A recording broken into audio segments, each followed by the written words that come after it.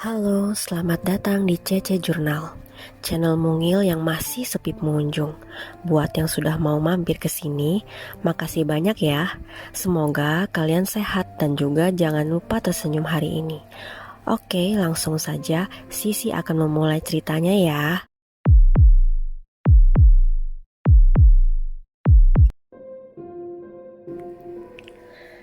Halo, namaku adalah Panji.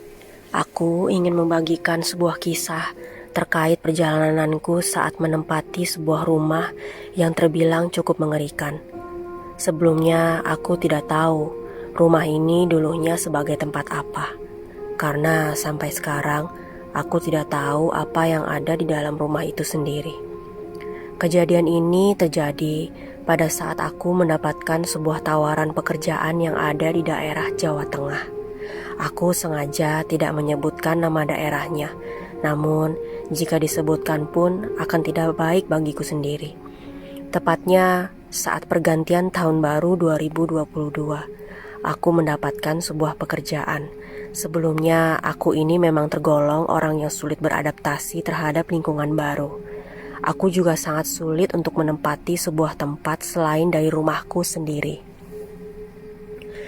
Ketakutan pertama yang dilalui oleh kedua orang tuaku adalah di saat mereka menyadari jika tempat yang aku tempati ini bisa dibilang sebagai tempat bersarangnya para dukun yang memanipulasi dirinya menjadi orang biasa. Karena itulah, khususnya bapakku, dia selalu mengingatkanku terhadap apa-apa yang memang harus aku lakukan demi keselamatan diriku sendiri. Januari 2022. Telepon berdering sangat kencang. Aku baru saja terbangun dari tidurku yang sangat pulas. Semalam tadi, aku baru saja bermain seharian penuh dengan teman-temanku. Astagfirullah, keretanya jam 3, sekarang udah jam 1 siang. Begitulah aku, orang yang selalu ngaret dan suka dadakan. Aku pun langsung buru-buru untuk pergi ke kamar mandi, dan setelah itu aku langsung mengganti pakaian dan menuju ke tempat sholat untuk menunaikan sholat zuhur. Setelah selesai semua, mamahku langsung menghampiriku sembari membawa pakaian yang kemarin hari sudah kering. Ini pakaiannya, kopernya udah disiapin. Udah mah, bapak mana? Bapak kan kerja. Oh iya, jadi mas berangkat aja gak apa-apa? Iya, tapi ada titipan dari bapak. Titipan? Apa itu mah? Sebentar, mama ambilin dulu ya. Mamahku langsung membawakan sebuah kertas putih yang sudah dilipat-lipat. Di dalamnya sudah ada tulisan Arab dan beberapa bacaan lainnya. Ini ada amalan dari bapak, buat Panji mah. Kamu tahu kan kalau bapak ngasih ini berarti ada sesuatu di tempatmu itu. Iya mah, aku tahu. Aku sebenarnya ingin membuka kertas itu. Namun karena memang tidak ada waktu lagi, aku pun langsung menyelipkannya di dalam kantong celana. Semua barang-barang pun sudah dimasukkan ke dalam koper. Sebelum berangkat, aku mengabari orang-orang yang ada di kantor baruku dulu. Tujuannya agar mereka semua tidak khawatir dengan keadaanku saat ini. Setelah mengabari mereka, aku pun langsung bersiap-siap untuk menuju ke stasiun dengan menaiki GrabCar. Setelah pesanan GrabCarku diterima, aku pun langsung menyalami ibuku dan beberapa saudara yang ada di dekat rumahku. Sebelum berangkat, mamah pun berpesan kepadaku terkait suatu hal. Jangan lupa untuk selalu sholat 5 waktu. Kalau kerja, jangan cari masalah sama yang lain. Kerja ya kerja aja. Pokoknya kalau ada apa-apa, kabari orang tua di rumah. Aku hanya bisa mengangguk setelah mencium tangan mamaku. Aku pun langsung izin pamit karena mobil pesananku sudah tiba di dekat gang dekat jalan raya. Singkat cerita, aku sudah sampai di tempat di mana GrabCar pesananku sudah menunggu. Aku langsung memasukkan semua barang-barangku menuju bagasi. Setelah selesai, aku langsung mengambil tempat yang paling depan agar bisa duduk dengan si popir. Sudah semua mas? Iya mas. Mobil pun berangkat menuju stasiun kota. Selama dalam perjalanan, aku memandangi tiap sudut kotaku yang tidak lama lagi akan ditinggalkan demi kepentingan pekerjaan dan karirku sendiri. Memang agak sedikit berat, namun teruntuk meninggalkan kota sendiri, aku yakin ada banyak pilihan orang untuk bisa bertahan hidup. Salah satunya adalah dengan cara merantau. Setelah memandangi samping kiri jalanan, aku langsung melihat ke arah depan.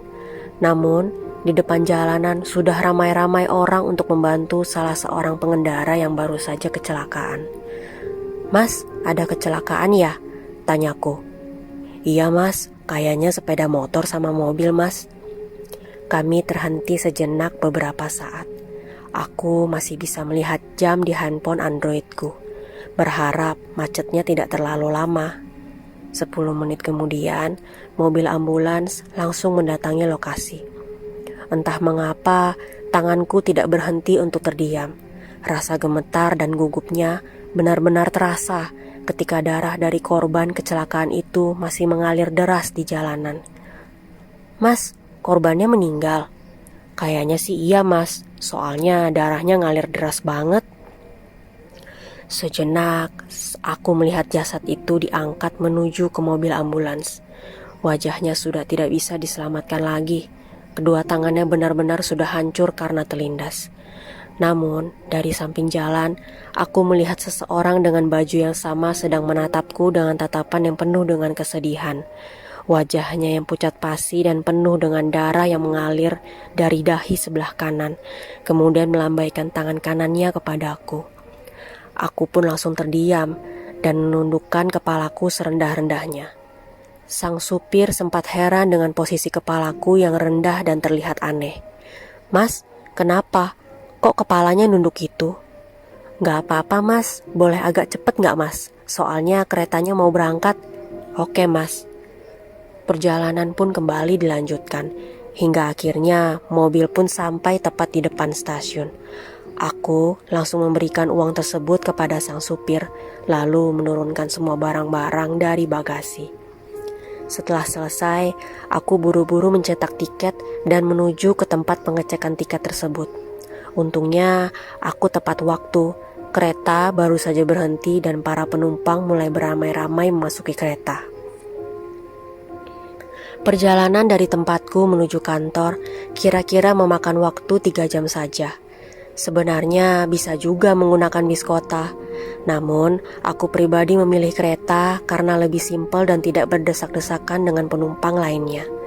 Selain itu, aku paling tidak suka dengan kondisi bis yang kadang memang memiliki vibes yang agak berbeda dengan kereta. Paling tidak, kereta adalah kendaraan ternyamanku saat ini dan mungkin untuk perjalanan selanjutnya. Singkat cerita, tibalah kereta di kota P. Kota yang merupakan bagian terpenting dari pantai utara ini seringkali dijadikan sebagai pusat untuk menenggelamkan diri dengan nilai-nilai spiritualisme.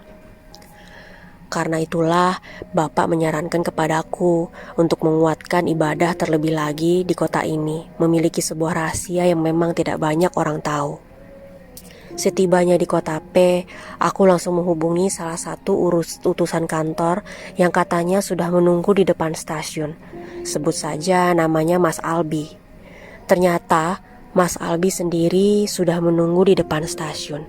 Dia sengaja membawa mobil karena memang tahu kalau kedatanganku di kota P karena menetap dengan waktu yang lumayan lama. Aku pun langsung menuju ke depan stasiun untuk menemui Mas Albi yang sudah stay di depan mobil. Begitu aku keluar dari stasiun, salah seorang melambai-lambaikan tangannya ke arahku. Ternyata dia adalah Mas Albi. "Mas Panji, ini saya," teriaknya. "Oh, oke mas." Aku langsung menuju ke Mas Albi dengan barang bawaanku yang lumayan banyak. Untungnya Mas Albi baik orangnya. Dia pun membantu membawakan barang-barangku dan memasukkannya ke dalam bagasi mobil miliknya. "Gimana mas? Aman?" tanya Mas Albi perlahan. Aku memandangi sekitaran stasiun, seperti ada yang tidak beres. Dari tadi bulu kuduku selalu dibuat merinding. Setelah aku cari-cari, aku melihat ada beberapa penumpang wanita yang baru saja turun dari kereta. Namun bukan mereka yang membuat aku tidak fokus, melainkan di belakang beberapa wanita itu sudah berdiri seorang pria yang merupakan korban kecelakaan saat aku ingin berangkat ke kota P. "Mas," ucapku secara perlahan sambil memandangi sosok pria korban kecelakaan itu. "Ada apa, Mas?" tanya Mas Albi. "Jarak dari stasiun ke kantor jauh nggak?" Perlahan sosok itu membalikan tubuhnya dan berjalan menuju ke arah stasiun. "Paling setengah jam, Mas lihat sesuatu?" "Nggak, Mas, nggak apa-apa, Mas." Aku pun langsung memasuki mobil tersebut dengan perasaan yang kurang tenang. Masih ada beberapa pertanyaan yang sempat terpikirkan sampai saat ini. Mengapa sosok itu mengikuti hingga ke stasiun? Padahal jarak antara lokasi kejadian kecelakaan dan stasiun cukup jauh. Apa jangan-jangan... "Mas, kok ngelamun? Aku tanya loh," ucap Mas Albi yang sempat mengagetkanku. "Oh iya Mas, kenapa?" "Mas masih ngeliatin sosok itu?" tanya Mas Albi. "Maksud Mas?" "Aku tahu kok sosok itu ngikutin Mas. Sosok pria yang meninggal habis kecelakaan itu kan?" tanya Mas Albi. "Kok Mas bisa tahu?" Mas Albi hanya tersenyum. Dia mencoba untuk menghangatkan suasana dengan menyalakan musik kesukaannya. Di dunia seperti ini, ada beberapa orang yang memang terpilih untuk bisa mengetahui hal yang tidak diketahui orang. Tubuh Mas ini wangi sekali. Makanya Mas diikutin terus sama sosok itu. Jelas Mas Albi. Aku langsung menciumi tubuhku yang sudah basah akan keringat. "Badanku kecut loh Mas, ini asli loh." "Hahaha, bukan itu maksud aku Mas." "Terus istilah tubuhnya wangi itu bagaimana?" "Tubuh Mas disukai para demit yang ada di sekitaran Mas." Dek, tubuhku langsung gemetar saat Mas Albi mengatakan hal itu kepadaku. Perlahan aku sendiri merasakan apa yang memang dikatakan oleh Mas Albi. Lambat laun tercium bau melati yang ada di sekitaran mobil. "Mas, kok bau melati?" "Ya udah, nggak apa-apa. Selamat datang di kota P." Mobil pun akhirnya melaju menuju ke arah kantor. Aku yang belum mendapatkan jawaban dari Mas Albi hanya bisa menenangkan diri sembari menyenderkan tubuhku yang memang sudah sangat rapuh akibat perjalanan panjang yang cukup mengkhawatirkan. Selama dalam perjalanan menuju kantor, aku memperhatikan keramaian kota P karena memang berada di jalur pantai utara, Pantura. Bahasanya sangat khas, membuatku yakin jika orang-orang di tempat ini memang sangat terkenal akan keramahan dan kehangatannya dalam menyambut para tamu, terlebih lagi tamu yang berasal dari luaran. Saat mobil melaju hingga ke pertengahan perjalanan, Mas Albi langsung berdehem, seperti memberikan pertanda kepadaku. Kok diam aja Mas?" "Nggak apa-apa Mas, aku lagi liatin jalanan yang melingkar ini. Kok bentukannya agak aneh ya?" "Tempat ini memang terkenal sedikit angker Mas. Mas mungkin ngerasain sesuatu kan?" Saat mobil melewati salah satu pom bensin, ada sebuah pohon yang berada tepat di samping pom bensin tersebut. Awalnya aku mengira ada sesuatu yang sedang terduduk di sana. Mungkin itu hanyalah manusia yang sedang iseng saja. Namun lambat laun badannya membesar dan sekujur tubuhnya berubah menjadi warna hitam. Aku langsung membukakan sedikit kaca jendela mobil agar bisa meyakinkan diriku sendiri. Saat kaca mobil dibuka, sosok hitam besar itu langsung menghilang. "Mas melihat apaan lagi?" "Mas, tadi di depan pohon besar dekat pom bensin itu ada apa ya Mas? Kok aku lihatnya kayak sosok hitam besar terus berbulu dan matanya merah ya?" Mas Albi tersenyum mendengar penuturanku yang amat polos itu. Dia pun akhirnya memberitahu sedikit tentang jalur itu. Jalur ini memang sedikit agak seram. Kadang ada juga sosok pocong yang menyamar di pinggiran jalan. Lalu sering juga pengemudi yang melewati jalur ini dilempari batu oleh sosok genderuwo. Mas Albi sempat tertawa ketika aku mengetahui satu dari banyaknya penunggu di jalur itu. Jika memang benar apa yang aku lihat adalah sosok genderuwo, berarti dia adalah sosok yang kerap kali mengganggu para pengemudi yang melintasi jalur ini. Mobil terus melaju. Kali ini Mas Albi sedikit kerasukan setan. Dia menaikkan kecepatan mobilnya. Lalu tiba-tiba Mas Albi menurunkan kecepatannya. Tidak lama kemudian mobil bergetar dengan sendirinya seperti sedang melewati jalur yang penuh akan bebatuan. "Mas, jalurnya jelek ya?" "Enggak, emang jalurnya mulus. Kebetulan yang ada di mobil ini bisa melihat apa yang tidak bisa dilihat oleh orang umum. Jadi jalurnya agak jelek gini," jelas Mas Albi. "Maksudnya gimana, Mas?" "Hahaha, kamu polos banget ya, Mas. Nanti aku jelasin kalau udah sampai kantor." Setelah melewati jalur itu, jalanan terasa aman kembali. Aku sebenarnya penasaran, mengapa hanya mobil yang kita tumpangi saja yang rasanya seperti melewati bebatuan. Sedangkan mobil yang lainnya sama sekali tidak merasakan hal atau gangguan semacam itu. Mobil akhirnya berbelok ke sebuah gapura, tempat di mana nanti kantorku berada. Karena memang perjalanan agak terhambat, jadi aku dan Mas Albi tiba di kantor sudah benar-benar sudah gelap. Mas Albi pun memarkirkan mobil yang pas agar bisa menurunkan semua barang-barangku. Tidak lama setelah itu, aku ditemui oleh seorang yang kebetulan merupakan pemilik dari perusahaanku. "Mas, perkenalkan, saya hartawan, pemilik perusahaan ini. Kebetulan saya tertarik dengan Mas Panji karena bakat alami yang dimiliki Mas Panji."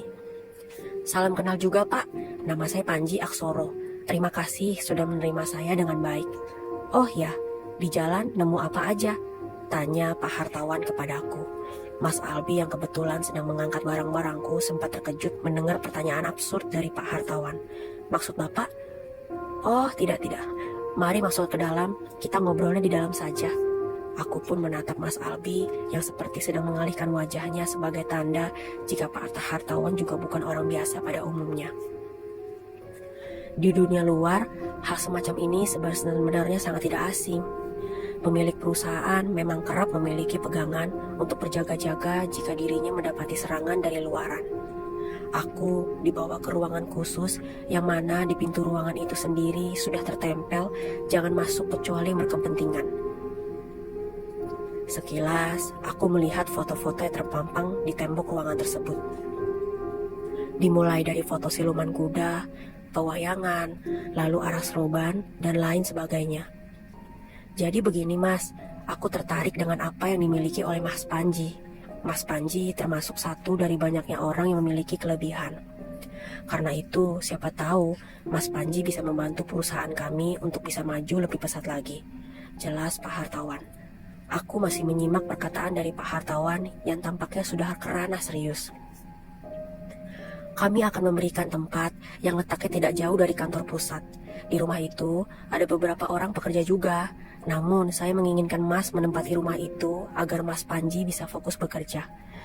"Terima kasih atas penawarannya, Pak. Untuk gaji sendiri mungkin akan dikumpulkan setelah ini ya. Oh ya, jika Mas mau mandi, kamar mandi ada di belakang ya. Di sana ada 3 kamar mandi, 1 di bagian sebelah kanan dan 2-nya di sebelah kiri." "Baik, Pak. Mas mau makan apa? Nasi goreng? Mau?" "Boleh, Pak.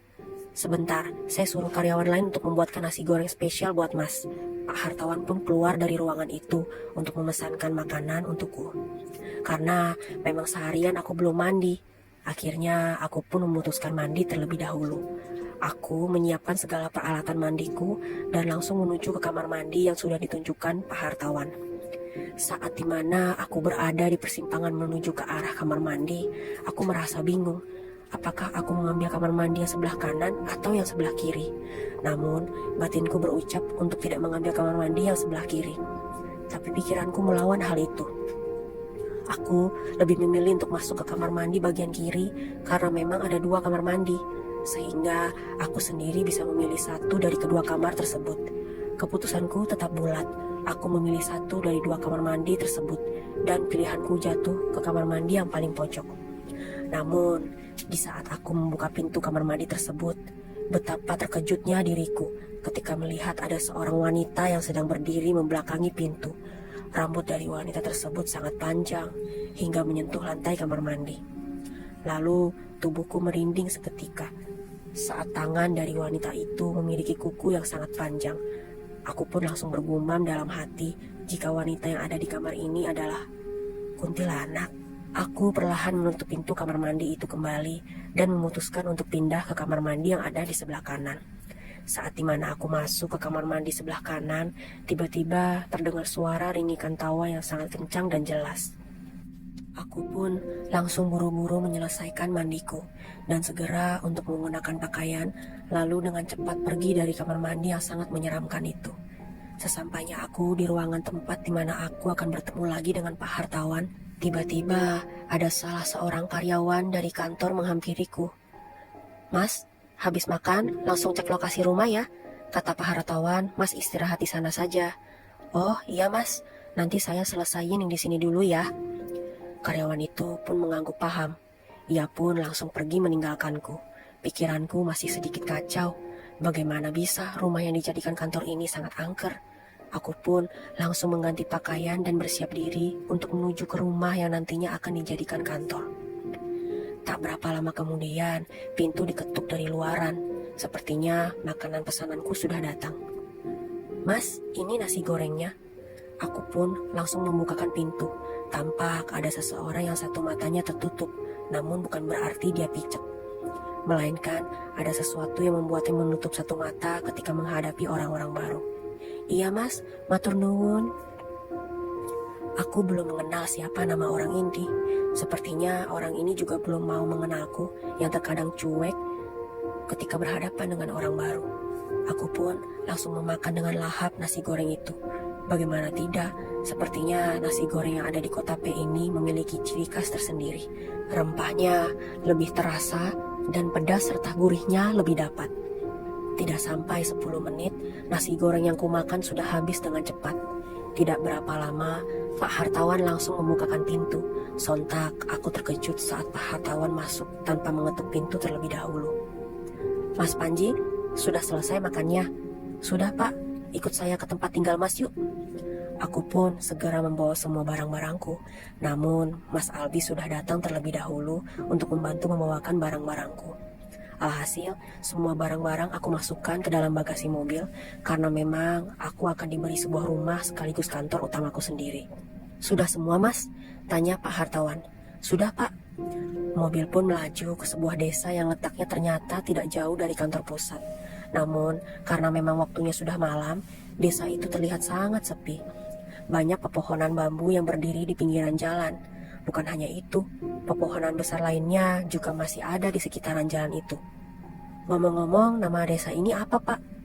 Aku mencoba mencari bahan obrolan. Tujuanku adalah agar di dalam mobil tidak terlalu banyak diam. "Desa ini namanya desa..." "Oh gitu pak. Kalau kantor pusat beda lagi nama desanya." Mobil pun akhirnya terhenti di dekat rumah warga. Aku pun mulai dan turun dan membuka bagasi mobil untuk menurunkan semua barang-barangku. Setelah semuanya sudah diturunkan, Pak Hartawan langsung menuju ke arahku. "Ayo jalan, kita akan masuk gang kecil itu."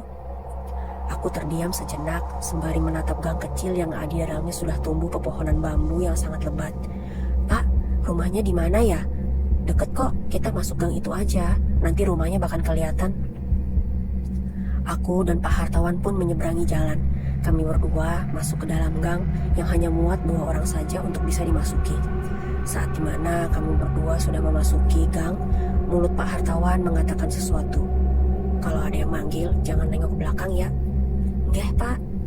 Aku pun mengikuti semua arahan yang diberikan oleh Pak Hartawan. Langkahku sedikit agak dipercepat karena sedari tadi aku mendengar suara langkah kaki dari arah belakang. Tak lama setelah itu, hal yang mengerikan pun benar-benar terjadi. Panji, kamu bisa lihat kami kan?" Aku terdiam sejenak. Pak Hartawan yang menyadari aku berhenti langsung menoleh ke arahku. "Kenapa mas?" tanya Pak Hartawan. "Ada yang manggil nama saya pak." "Udah, gak usah diladenin."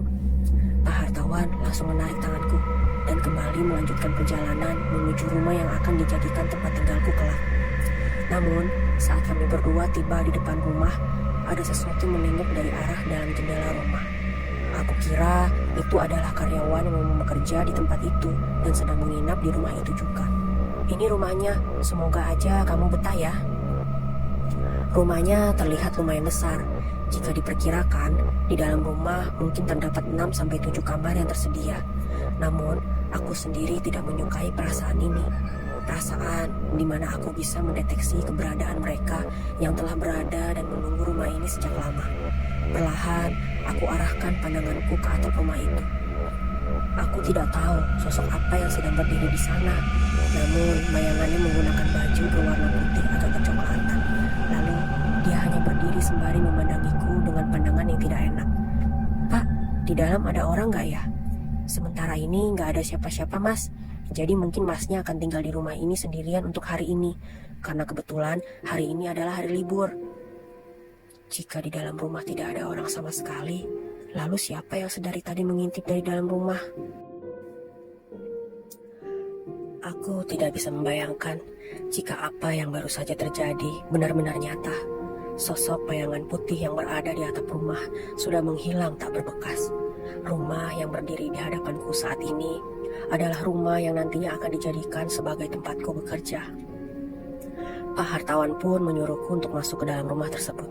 Namun ada perasaan di mana hatiku sempat menolak dengan apa yang baru saja terjadi. "Pak," ucapku secara perlahan. "Kenapa, Mas? Ada masalahkah?" Pak Hartawan menatapku dengan tatapan yang tidak biasa. Dia seperti menyadari apa yang baru saja aku lihat, sesuatu yang tidak mungkin aku ceritakan saat ini. "Kalau boleh, bisa nggak Pak? Malam ini saya minta ditemani oleh karyawan lain. Saya belum terbiasa dengan rumah baru," ucapku. "Kamu minta ditemani? Oke, baik. Coba saya telepon orang kantor ya. Siapa tahu ada yang mau menemani kamu di rumah ini." Pak Hartawan pun menelepon salah satu karyawannya untuk menemaniku tidur di rumah yang akan aku tempati nanti. Namun saat dimana Pak Hartawan menelpon karyawannya untuk datang, aku melihat sosok wanita menggunakan selendang hijau sedang menari-nari di dekat pepohonan bambu yang berada tepat di samping rumah itu. Aku tidak percaya jika itu adalah manusia. Padahal jam sudah menunjukkan pukul 10 malam. Tidak mungkin ada seorang warga yang menari-nari di dekat pepohonan bambu itu. "Pak," ucapku. "Iya Mas, ada apa?" "Nggak apa-apa Pak. Oh ya, nanti ada Mas Ajib yang bakal nemenin kamu di sini. Mas Albi nggak bisa nemenin kamu karena dia sudah beristri dan memiliki anak juga. Jadi kamu sama Mas Ajib nggak apa-apa ya?" "Iya Pak, terima kasih sebelumnya ya." Aku masih menatap ke arah pepohonan bambu, tempat di mana aku menemukan seorang penari wanita menggunakan selendang hijau sedang menari-nari di sekitaran sana. "Ya sudah, ayo masuk dulu." "Nggih Pak." Kami berdua pun masuk ke dalam rumah tersebut. Untungnya rumah tidak terkunci, jadi kami berdua bisa langsung masuk tanpa menunggu penjaga rumah yang saat ini sedang mengajukan cuti. Pak Hartawan pun langsung menunjukkan sebuah kamar yang di dalamnya sudah terdapat kasur, lemari, dan alat-alat milik karyawan lain yang dulunya menempati kamar itu. "Ini dulunya milik Mas Candi, tapi karena dia lagi jarang menginap di kamar ini, untuk sementara Mas Panji yang nempatin kamar ini ya," jelas Pak Hartawan. "Nggih Pak, matur nuwun." "Sama-sama." Aku pun membereskan semua barang-barangku dan meletakkannya di pojokan kamar yang memang masih kosong tempatnya. Tidak lama kemudian, terdengar suara motor yang datang ke rumah ini. Aku kira itu adalah Mas Ajib, orang yang nantinya akan menemaniku untuk menginap di rumah baru ini. Itu Mas Ajib sudah datang. Pak Hartawan pun langsung keluar dari kamar untuk menyambut Mas Ajib. Sedangkan aku sendiri masih sibuk untuk membereskan semua barang-barangku. "Mas Panji, perkenalkan ini Mas Ajib," ucap Pak Hartawan. "Panji," ucapku. "Saya Ajib Mas." "Oh ya Jib, nanti kalau Mas Panji lapar, kamu bisa beliin makanan di luar ya. Aku mau langsung pulang karena sudah ditelepon istriku," jelas Pak Hartawan. "Siap 86 Pak, nanti saya jagain Mas Panji." "Mas Panji, saya izin pamit ya. Nanti kalau ada apa-apa, bilang aja ke Mas Ajib." "Nggih Pak, matur nuwun." Pak Hartawan pun langsung pamit dan berjalan meninggalkan rumah. Alhasil, rumah itu hanya ditinggali kami berdua. Aku dan juga Mas Ajib. Rumah yang seluas ini ternyata hanya berpenghuni 2 orang jika liburan tiba. "Mas Panji, kesini naik apa tadi?" tanya Mas Ajib. "Naik kereta Mas, terus dijemput sama Mas Albi buat ke kantor." "Oh alah, stasiun mana?" "Stasiun Kotape." "Lumayan deket ya sama kantor?" "Lumayan Mas, tapi tadi diajak muter-muter dulu, jadi agak telat datangnya." Oh alah, Mas Albi emang gitu, suka muterin anak orang gak jelas. Ngomong-ngomong, Mas mau saya bikinin kopi? Tanya Mas Ajib. Gak usah Mas, ini juga mau tidur, soalnya capek banget. Ngomong-ngomong, kamar mandi di sebelah mana ya Mas? Tanyaku. Kamar mandi di belakang Mas, ada 3. Oh oke Mas, matur nuwun, sami-sami Mas. Aku pun berencana untuk mencuci muka, dan memang saat itu Mas Ajib juga menuju ke dapur untuk membuat kopi. Ternyata dapur dan kamar mandi jaraknya berdekatan. Lalu ada 2 kamar mandi yang bak mandinya menyambung, sehingga aku bisa tahu siapa yang berada di sebelah kamar mandiku. Saat dimana aku mencuci mukaku, tiba-tiba aku lupa untuk menyiapkan gayung terlebih dahulu. Aku pun meraba-raba ke arah bak mandi, namun tidak ada gayung sama sekali. Karena kebetulan bak mandinya itu tersambung dengan kamar mandi sebelahnya, pikirku gayung tersebut berada di kamar mandi sebelahnya. Dan kebetulan Mas Ajib masih di dapur. Aku pun langsung meminta tolong kepada Mas Ajib untuk mengambilkan gayung yang tengah berada di kamar sebelah. Mas Ajib, boleh minta tolong ambilin gayung yang ada di kamar sebelah nggak? Tidak ada jawaban dari Mas Ajib. Mungkin Mas Ajib tidak terdengar karena dirinya juga sedang menelpon ceweknya. Aku pun mencoba sekali lagi untuk mengatakan hal yang sama. Mas Ajib, boleh ambilin gayung yang ada di kamar sebelah nggak? Kedua kalinya tidak ada jawaban sama sekali. Aku pikir Mas Ajib memang langsung masuk kamar mandi karena aku mendengar suara pintu yang dibuka dari luaran. Tiba-tiba ada seseorang yang mengarahkan gayung itu tepat di bak mandi sebelahku. Aku pun langsung mengambil gayung tersebut dan segera membasuh mukaku dengan cepat. Setelah selesai, aku pun langsung mengusap wajahku menggunakan handuk. Aku sadar Mas Ajib sepertinya masih berada di sebelah karena ada suara air keran yang berbunyi di kamar mandi sebelah. Mas Ajib lagi di sebelah ya? Namun tidak ada jawaban sama sekali. Aku pikir Mas Ajib memang orang yang tidak suka mengatakan apapun ketika dirinya berada di kamar mandi. Dengan mata yang masih terpejam, aku pun berupaya untuk memberikan ucapan terima kasih kepada Mas Ajib yang tengah berada di kamar mandi sebelah. Mas Ajib, makasih ya gayungnya. Aku lanjut ke kamar dulu. Tidak lama kemudian, terdengar suara yang amat berat dan menyeramkan dari seseorang yang tengah berada di kamar mandi sebelah. Sama-sama. Aku pun langsung terkejut dengan suara itu. Lalu, tidak lama kemudian, pintu terbuka dari kamar mandi sebelah. Aku mendengar suara langkah seseorang seperti menyeretkan kakinya ke lantai. Aku pun langsung menuju ke arah pojok untuk menghindari itu. Hatiku berdegup kencang saat mengetahui orang yang berada di sampingku itu bukanlah manusia, melainkan setan. Perlahan, suara itu menghilang dengan sendirinya. Aku yakin jika itu adalah sosok penunggu dari rumah ini, yang mungkin saja dia adalah sosok yang menengok dari jendela rumah saat aku dan Pak Hartawan baru sampai di rumah ini. Dengan hati yang yakin, aku pun memberanikan diri untuk membuka pintu kamar mandi. Tanganku bergetar saat menarik pintu itu secara perlahan. Yang aku takutkan adalah ketika sosok itu tiba-tiba muncul di hadapanku dan memberikan jump scare yang sangat mengerikan. Dan ketika aku membukakan pintu, tanpa rasa salah, Mas Ajib pun langsung mengagetkanku tepat di hadapan pintu kamar mandi. Astagfirullah Mas Ajib. Hehe, kaget ya? Jantungku hampir copot, Mas. Oh ya, Mas tadi manggil-manggil nama saya. Tadi sih, cuma minta ambilin gayung. Kan emang Mas yang ngasih gayung dari kamar mandi sebelah kan? Gayung? Dari tadi saya di depan loh. Pas mau masuk kamar mandi, saya udah di depan. Loh, Mas gak bercanda kan? Beneran Mas, aku gak bercanda. Loh, tadi yang ngasih gayung dari kamar mandi sebelah siapa? Setan kali. Mas, cangkemmu loh, dijaga. Ya udah, jangan dipikirin. Aku dan Mas Ajib pun langsung meninggalkan tempat tersebut. Namun, saat kami berdua melangkah beriringan, kami mendengar suara kaki yang diseret-seret ke lantai. Mas, dengar gak? Tanyaku. Iya, aku dengar. Aku dan Mas Ajib pun menengok ke arah belakang secara bersamaan. Namun di belakang sudah tidak ada apa-apa. Mungkin itu perasaan kami berdua saja yang memang sudah takut akan atmosfer rumah yang begitu sunyi dan senyap.